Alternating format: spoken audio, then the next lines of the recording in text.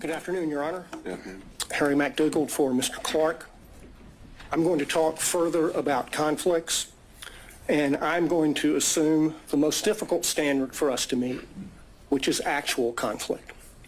But before I begin that, I want to add just a little bit to what has already been said about the standards that apply to prosecutors. Our appellate courts have said often the administration of the law, and especially that of the criminal law, should, like Caesar's wife, be above suspicion and should be free from all temptation, bias, or prejudice so far as it is possible for our courts to accomplish it. The first occurrence of that I can find is Nichols v. State more than 100 years ago, 1915. The most recent, Registe v. State in the Supreme Court in 2010, although they don't refer to Caesar's wife. That requirement is also embedded in the prosecutor's statutory oath, 15-18-2, which requires impartially and without fear or favor discharge my duties as district attorney and take only my lawful compensation, so help me God. The general rule on conflicts of interest for lawyers is in Rule of Professional Conduct 1.7. And we all know, it's all drummed into us, that we cannot have a conflict of interest. And if we do, we have to withdraw or we will be disqualified. The basic idea is that a conflict of interest impairs the lawyer's independent professional judgment. That's the test of a conflict and whether it can be waived and whether it's disqualifying. And that conflict is not just financial. It can be any conflict that impairs your independent professional judgment, and you see that in McLaughlin v. Payne. The court asked what was a personal interest for purposes of disqualification. It's anything that impairs professional judgment.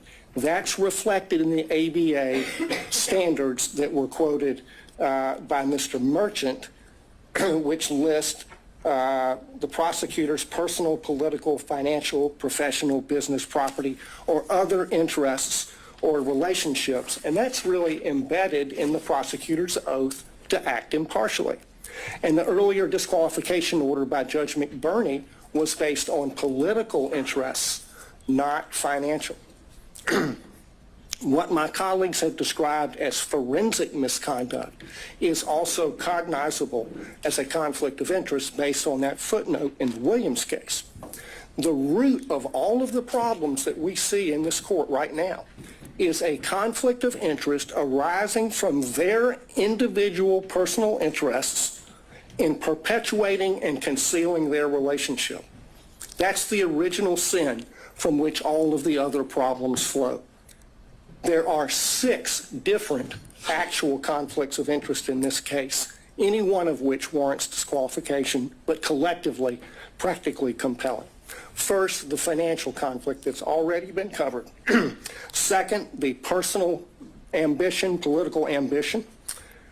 Third, there's a dovetailed or complementary pattern of deceit and concealment of the relationship and the money. Fourth, the speech at the church. Fifth, the motion for protective order that the DA filed in Mr. Wade's divorce case. Sixth, the way the state has conducted the defense of this motion to disqualify, especially the hearing. On the financial piece, the court asked for a limiting principle and asked about materiality. The limiting principle is whatever impairs the independent professional judgment of the lawyer. That is applied routinely.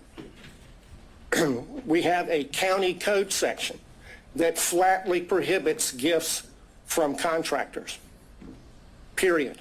We have, by analogy, the federal bribery statute, which has a threshold of $5,000, 18 U.S.C. 666. The court asked about burdens and inferences. The court can draw a negative inference from the state's failure to produce evidence to support the invisible magic cash balancing theory based on State v. Thomas, 311 Georgia 407, particularly footnote 19. As to the timing question that the court asked about, there were 2 contracts for Mr. Wade executed after they acknowledged the relationship began, each one of them afflicted or conflicted under county and common law. The second conflict is her political ambition, for which he was previously chastised by Judge McBurney, and that's also present in this book. The inside flap of this book says that they were given, quote, exclusive access to thousands of secret documents, emails, text messages, and audio recordings. The court has twice denied defense motions to unseal special purpose grand jury materials. She helped herself to get the glory of this book. I introduced certified copies of a number of county code sections. I'm not going to walk through those, but I'll tell you why they matter. The stack of law from the state constitution down to the county ordinances imposes a regime on the DA under which she has 3 obligations. She has to go to the county commission to get approval to pay him like she did. She cannot accept gifts from a prohibited source. She has to disclose the gifts that she received. She evaded all of those requirements. Section 2-69 of the county code prohibits gifts from prohibited sources, which he was. There is no boyfriend exception. The disclosure forms, the evidence is sufficient for you to find that her disclosure form for 2022 is false, and that it is a false writing. That's an actual conflict of interest between her duty, legal duty of disclosure, her legal duty of candor as a prosecutor, and her private and personal interests in concealing the relationship, concealing the gifts, and keeping the gravy train rolling for as long as possible. His part in the pattern of concealment is a story you see in many divorce cases. The husband is hiding things from his wife. How much money he's making, the other woman, and what he's spending on the other woman. And he got on that stand, he lied in his interrogatories, and he got on the stand and he lied about lying in the interrogatories. And the lawyers for the DA's office, they just sat there and let him do it. They did nothing to correct obviously perjured testimony. In and of itself, that warrants disqualification of every one of them. The reason they lied and covered it up was to avoid the trouble they're in right now. That served their personal interests to the detriment of their public duties as prosecutors. The speech at the church, I want to focus on why she did that. Mr. Gillen talked about that. She did it to deflect attention from her own misconduct and that of Mr. Wade. She violated her public duty as a prosecutor to serve her personal interests and the personal interests of her boyfriend. That is a disqualifying conflict between her personal interests and her public duty that is actual, operational, and materialized, and it rests on undisputed facts. The next thing that she did that was a disqualifying conflict of interest was the emergency motion for protective order that she filed in the divorce. I filed a certified copy of that as Exhibit 37. She sought a protective order under the Apex Doctrine on the grounds that she's the DA.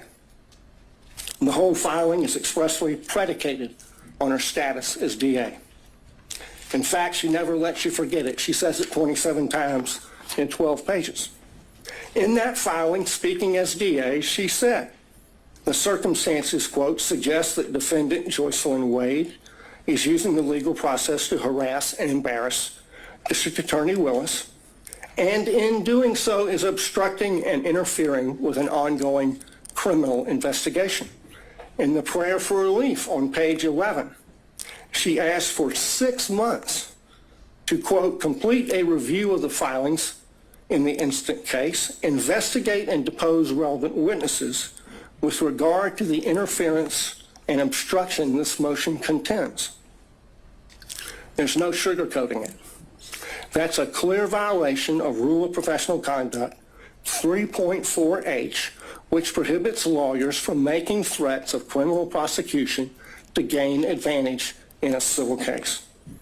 She abused her power, she abused her position to threaten her boyfriend's wife with criminal prosecution to gain advantage for herself and her boyfriend in her boyfriend's divorce. She violated her public duties not to make that kind of a threat in order to serve her private personal interests and those of Mr. Wade. Another actual operational conflict. The last category is the conduct of the defense of this hearing. There were a lot of objections made based on attorney-client privilege during Mr. Bradley's testimony. Most of those objections were made by the state, but the privilege being asserted does not belong to the state. It belongs to Mr. Wade. That shows that the DA's office is serving the personal interests of the DA and Mr. Wade in carrying out further concealment and cover-up of their relationship, and not the cause of justice they are sworn to serve. That is a conflict of interest. It's a continuation of the wrongful pattern of concealment and cover-up that they've engaged in since the beginning. But now they've enlisted the entire office in the enterprise.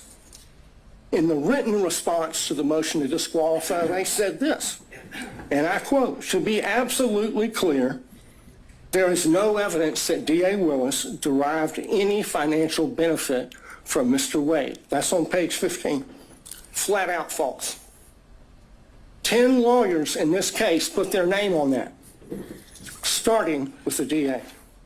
So throw another log on the bonfire of conflicts of interest.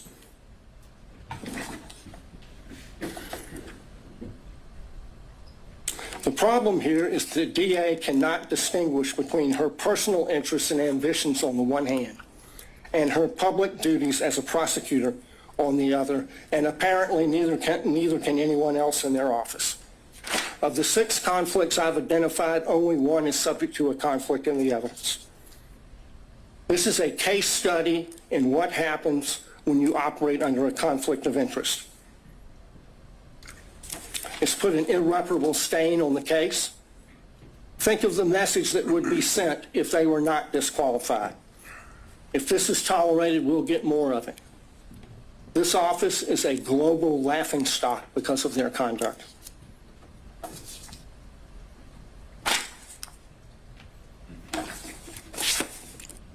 They should be disqualified and the case should be dismissed.